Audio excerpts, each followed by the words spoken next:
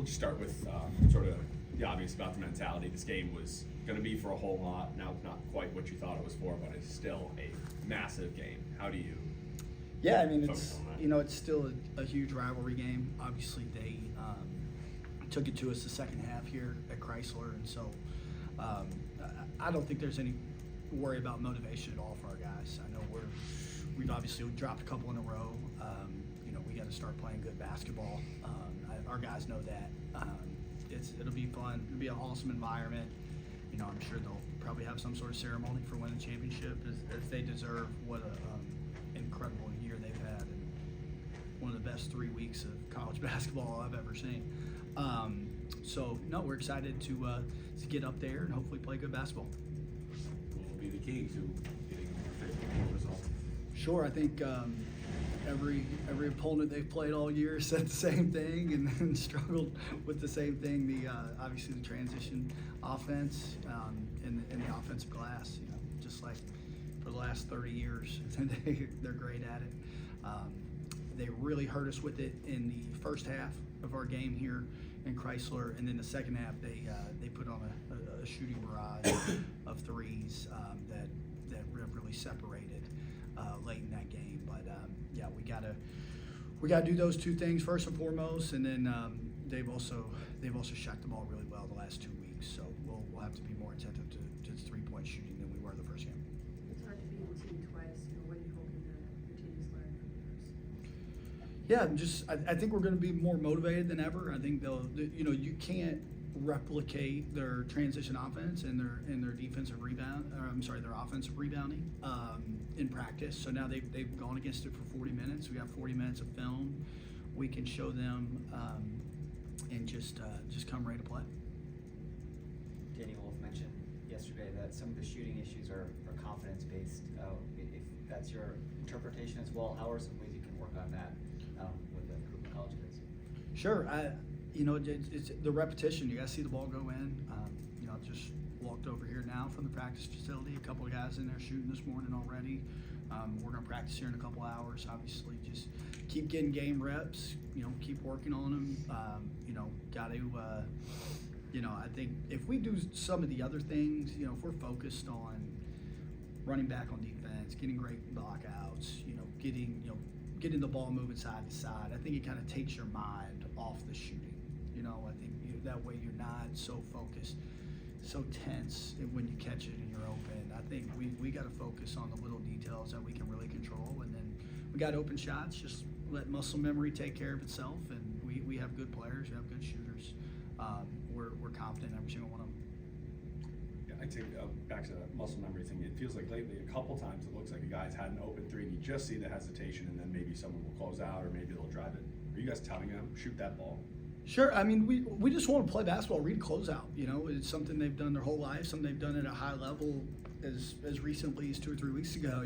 So if they're open, every single one of our guys that play have shown they can make threes at a high level, and just reading closeouts. If you're open, shoot it. If you're not, drive it. Try to get 2 on the ball, get to an open teammate, quick decisions. Nothing groundbreaking. Just feel like I think if our focus is on smaller things that we can control, then I think we'll take the pressure off making and missing, and even trying to make the perfect play. Every time we touch the ball, it doesn't have to be a home run. We talk about hitting singles a lot. So, I think we're close to. I thought the second half we showed. I think we're 5 of 11 from 3 the second half. We showed some good offensive production that second half against Maryland. So, I'm optimistic.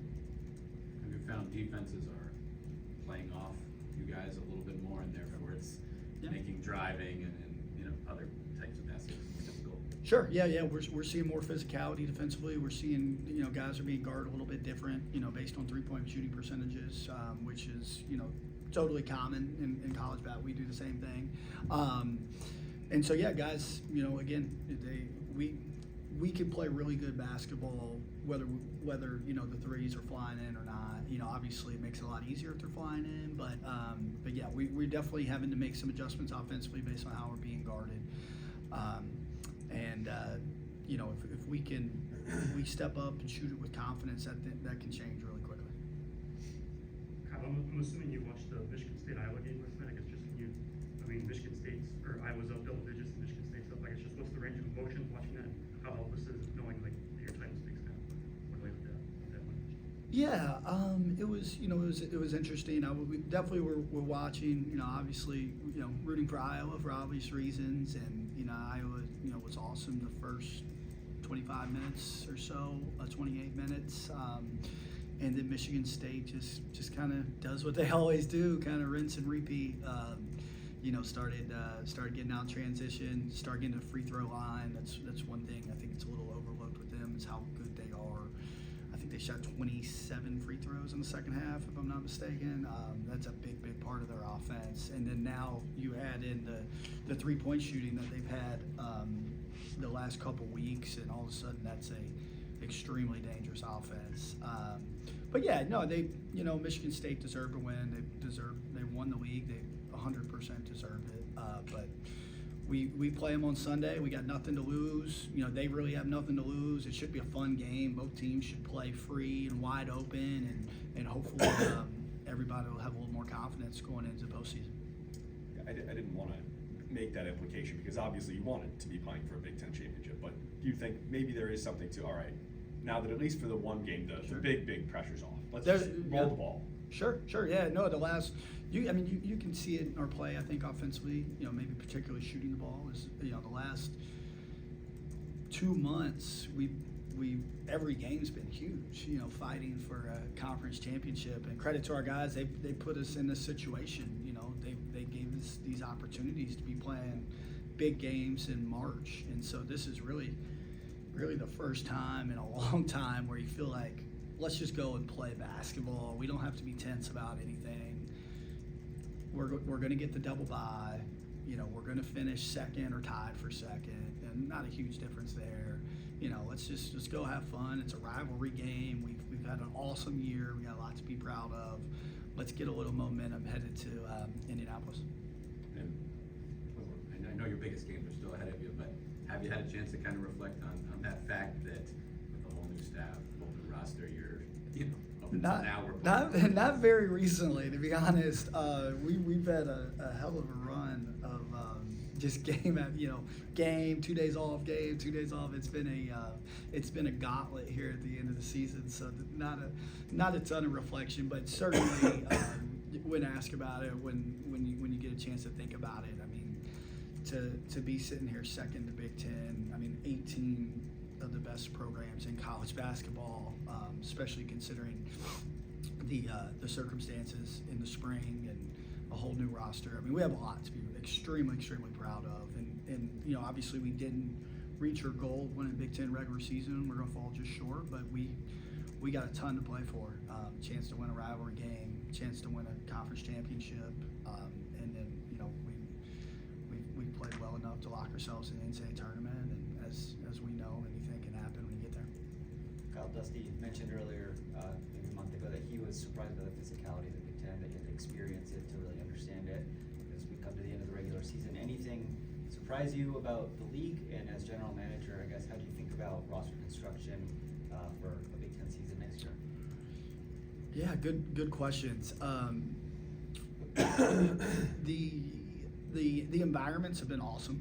Obviously we were mid-major basketball the last 6 years, and there's not too many environments that compare to the places we got at Purdue, at Indiana, at Wisconsin, obviously Sunday, at UCLA. I mean, as decorated of a program as college basketball as anybody. At Rutgers was a great environment. Just off the top of my head here, Nebraska. I mean, you keep going. I mean, those road games have been tough, and we've done a remarkable job in them. So that's been really cool. The size and the physicality, and obviously bumping up, leagues and being one of the best league or two in the country. I knew the caliber of players, the pace maybe. I think Big Ten kind of has I would call it a bad reputation of being a slow kind of drudge, knockdown, drag out, but these teams play fast. I mean, Michigan State, Oregon, Wisconsin now, I know historically they've been a more methodical team. They're flying down the court. I mean, I guess that's probably the best answer. Penn State's obviously, Nebraska. I mean, a lot of these, have moved to these really fast-paced, high-octane offenses, which I know Big Ten doesn't necessarily have that reputation, but this year it's been impressive. And then as far as roster construction, as college coaches, it's part of our job to always have an eye on the future. And obviously our attention is on the here and now and doing everything we can in today's practice to prepare us for Sunday, and then next week prepares for the tournament.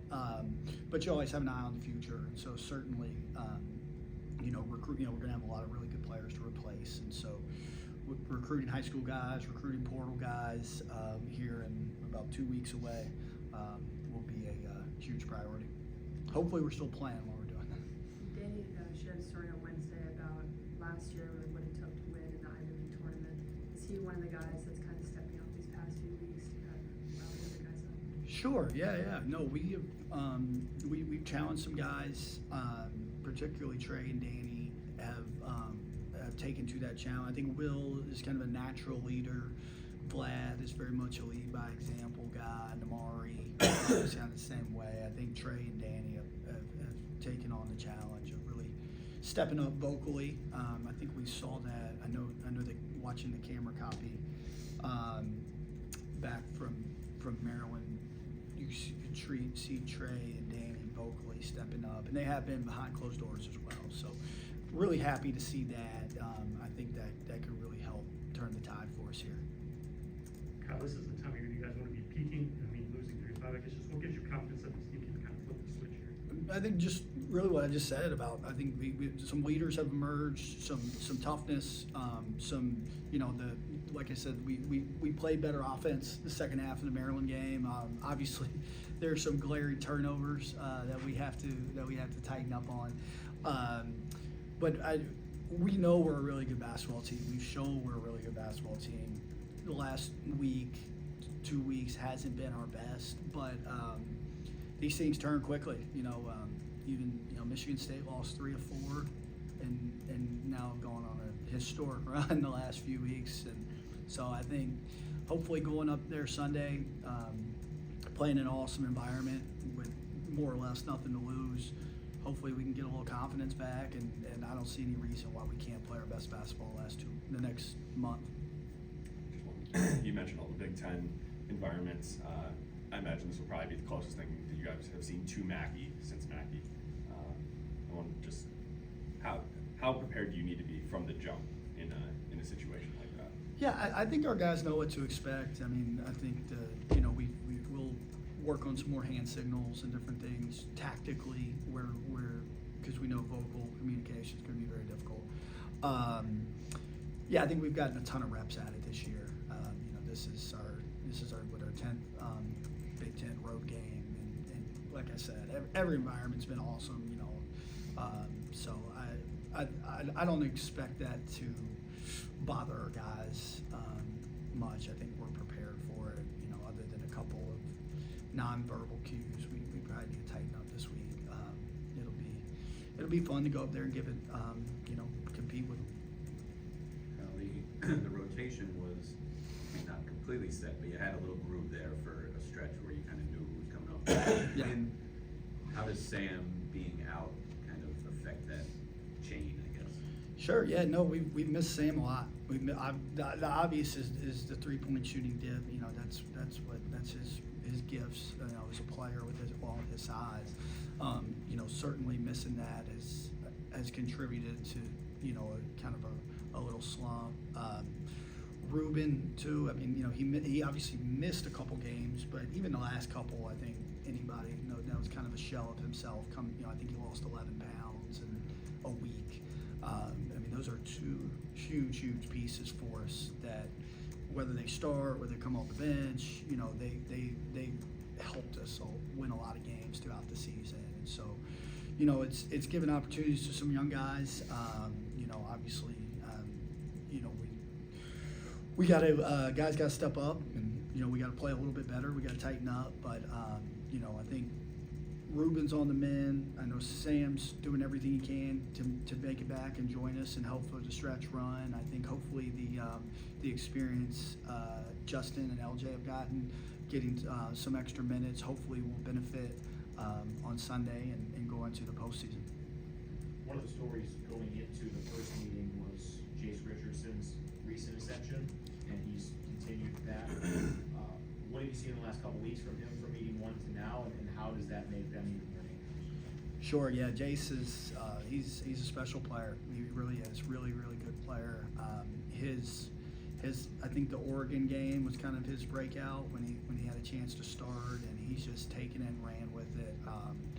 Really happy for him.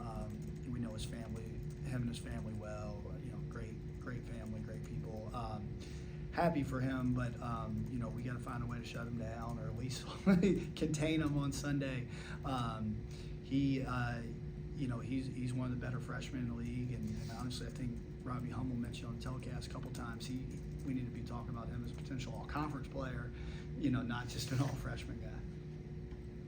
Kyle, going back to Sam, has he been able to practice at all as of late, or has He is not. No. Has this injury made, I guess when it initially happened, has it taken longer than you guys maybe anticipated when it first occurred?